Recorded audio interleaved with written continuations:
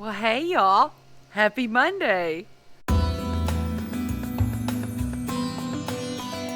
Well, welcome back. So, I hope you've been enjoying this a little bit of warmer weather that we've been having, and that you're super pumped about getting some things planted in the next week or two, because it's officially time to start planting our spring and summer garden. A caveat to consider is that this week, because the rest of the world has gotten bitter polar weather, we did get a little bit of some cooler air come into the valley. So this week we're mostly in the 60s. Now, something to be mindful of is on Wednesday, when we wake up on Wednesday, there's a good chance for some frost in some areas of the valley. So the forecast officially says 39, 40 for the temperature. So you're gonna have to think about your microclimate. You know what's already been going on in your backyard. So if the forecast usually says this and it gets way cooler in your yard, then you might want to wait until Wednesday, after Wednesday, to plant. Because as we go into the weekend, the temperatures are going to come back up into the 70s. So it's going to be beautiful, and the overnights are going to work their way back up into from the 40s into the 50s. So, but you just want to be kind of mindful of that. So if you run out today and you start planting your garden because I said on the 15th that you can, there's nothing wrong with that. I've been planting and potting and transplanting all through this time, you know. So anything that you feel like is new and delicate, if you do get chillier, maybe put some kind of cover over that, and that can be a lot of things. That could be a plastic cup, that could be actually like some kind of cover, but you can really keep it simple with the things, because I don't think it's going to get terrible bad. But do be mindful of that as you get into planting this week, because now is the fun time, and now's the time for us to get as big a jump start as we can on our yard. The next thing I want to remind you of is, if you've been growing stuff in the house, then you want to really be working through the process this week, and this would be a good week for it, to harden those plants off. And hardening off means they want to come outside gradually a little bit every day, like a little baby. So bring them out for like an hour.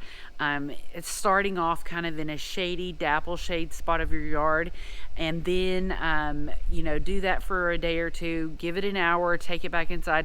The next day, bring it out and bring it a little bit further out into the sun for maybe an hour and a half to 2 hours, and then just keep building that up over the course of about a week, until that'll help adjust your plants. Because if you take something that's been inside, and even if you think it's been by a perfect window and you just put it outside, it's not going to make it. You've got to go through that process. So I want to tell you that, and otherwise I think now what we're going to do is we're going to take a quick tour. I'm going to show you what's going on, what some plans are that I have, and then I'm going to show you how to get the most out of your money by picking transplants at the nursery or otherwise that have more than one plant in it, and I'm going to show you how I separate those. So hopefully that'll help you save some money and get lots more plants for your yard. So let's go check it out.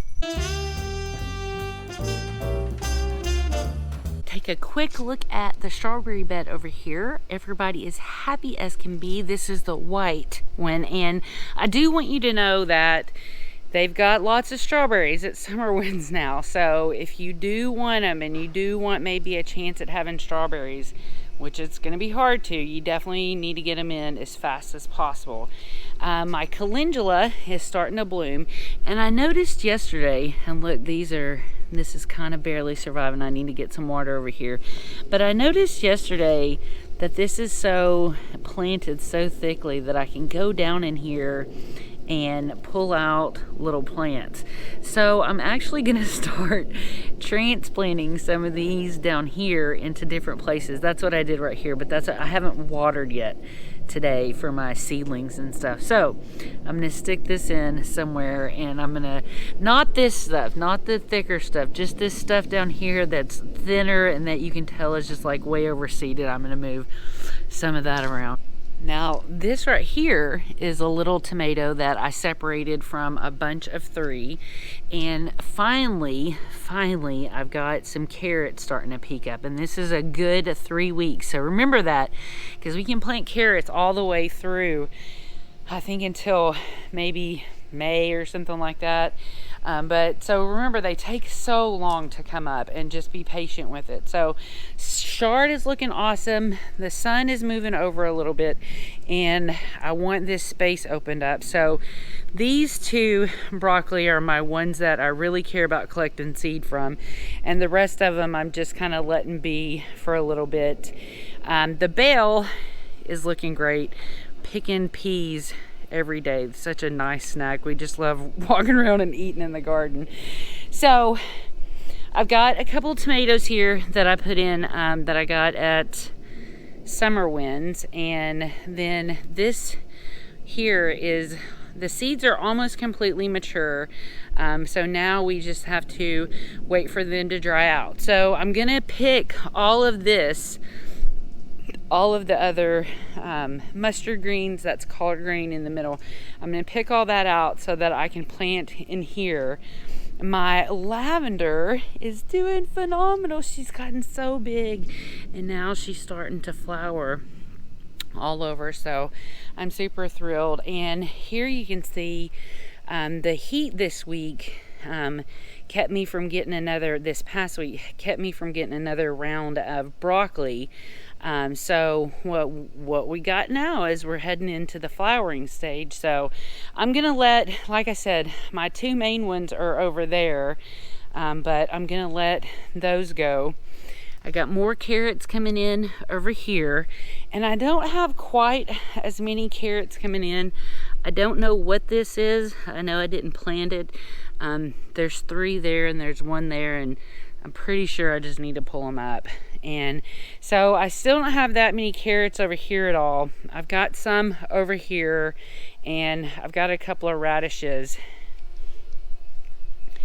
Calendula is filling in good. Now this is some borage that's self-seeded from last year. There's like 2 or 3 plants in there.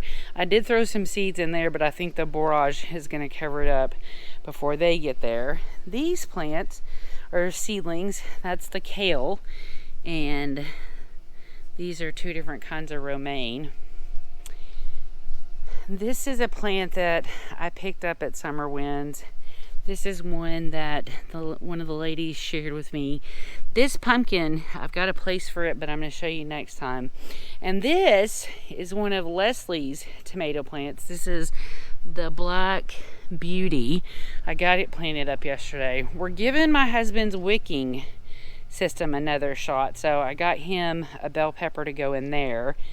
And I still need to get a place for these 2 that Leslie brought, so I'm hoping to get that done today. I've got some seedlings finally coming up over here in my herbs, and on the back side I've got some coming in as well. And then this volunteer tomato, I caged it mostly to get the celery off of it a little bit. The celery's not liking the heat, so it's only gonna want to hang out for a little bit longer. I've got a lot of onions coming up on this side. I've only got 1 or 2 coming up over there. It looks really dry right now, but I've been watering it every day. In the greenhouse, nothing's over here, but there's a lot of stuff coming up over here.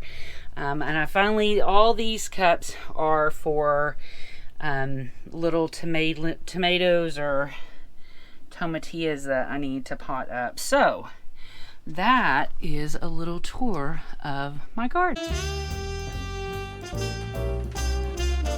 I've got a plant here, or 3 rather. I've got, this is 1 plant though that I paid $4 for. But really, there's 3 tomato plants in there because when this grower was seeding this pack, they didn't pick one. They let all 3 go. So this is my simple solution. I've got a container. You can get a bucket. This is just a small one that I like to use. And then I just get the plant out, just like you would if you're going to pot it up, and drop it down in the water. And because we tend to use really loose, easy to, just friable, I think is the word, but easy to, flexible, easy to, for a seedling to work around with. It's almost like the minute you put the plant in water, it starts to move away. So I usually let it sit for a couple minutes because I've got a lot of things that I'm doing anyway, like maybe finding the place and getting the place for one of these plants to go ready. So I'll let it sit in here for a couple minutes, just like it was, like that, and while I'm doing my chores, and then I come back and I'll just kind of swirl it like I was doing, or I dunk it a little bit, and that's going to get it down to where nearly all the dirt is gone. And sometimes I might bring the hose over and spray this a little bit, but essentially what you're going to find is once all the dirt is removed, and there's nothing to say that you couldn't have just broke this cell up and pulled the dirt apart, because I like to say that these nightshade plants are pretty resilient. But right here, again, I'm just gonna separate the dirt a little bit more. So now that I've got some cleaner water, you can see this a little bit better, and I can get it cleaned off a little bit better. But the more I shake that around in there, you can see that it's just, it gets easier and easier to see where the plants are. And when you get all the stuff shaken off, it really makes it a lot easier for them to come apart. And I also have daughters that have super tangly hair, so I don't feel challenged by untangling stuff a little bit. And you don't have to be this gentle. This is how simple it is. From here, I could just go like that, and I've got 1 plant now, and now I've got 2 and 3. Now it's best that you already know where these are going, because you don't want them sitting around forever with their roots exposed. But that right there has been a good friend to me, and the simplest way that I know to separate seedlings that should have been thinned out a long time ago, and also get the most for your money. So now I've spent $1 and some change on these 3 instead of $4 for 1. So if you don't like the idea of spending so much, then look for either single cell or multi-cell trays of plants that have more than 1 plant in the cell, and then you can use this technique or just pull them apart to get more plants for your money. I hope that's helpful. All right, well, I hope that was helpful, learning how to separate some plants that are multiples. And I hope you enjoyed taking a peek around the garden. I hope that you have got big planting plans this weekend, and I am so super excited to start seeing more and more flowers come out on the little bitty things I've got going on. And otherwise, I hope you have the best day ever, and as always, thanks for stopping in.